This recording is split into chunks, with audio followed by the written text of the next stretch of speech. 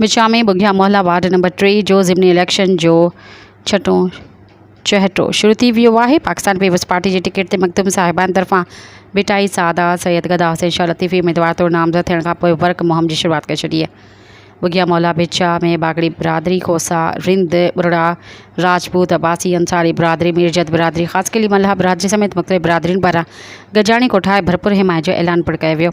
गुलनि जी वर्खा सां शानदार इस्तक़बाल कयो वियो। इन मौक़े ते पीपी उम्मीदवार सैयद गदा हुसैन शाह लतीफ़ी चयो त मुंहिंजे साम्हूं बीठल आज़ाद उम्मीदवार खे कुझु बिछा जा पीपी अॻवान अंदरूनी सपोर्ट करण जी साज़िश करे रहिया आहिनि, पर उन्हनि खे ख़बर हुजणु घुरिजे पीपी जी टिकट ते मखदूम जमील ज़मां मखदूम महबूब ज़मां जी तरफ़ां बिहारियल उम्मीदवार आहियां। मुंहिंजी मुखालिफ़त करणु मतिलबु मखदूम साहिबान जी मुखालिफ़त करणु आहे। हुन चयो त साज़िशूं नाकाम थींदियूं, फ़तह पीपीअ जी थींदी। मुंहिंजी मोहबत अवाम जे दिलनि ते राज कंदी आहे। ज़ोर भली लॻायो, फ़तह अनकरे पीपल्स पार्टी जी थींदी। सब्सक्राइब कयो अवामी न्यूज़ HD खे ऐं ताज़ा तरीन ख़बरुनि लाइ ॾिसंदा रहो अवामी न्यूज़ HD।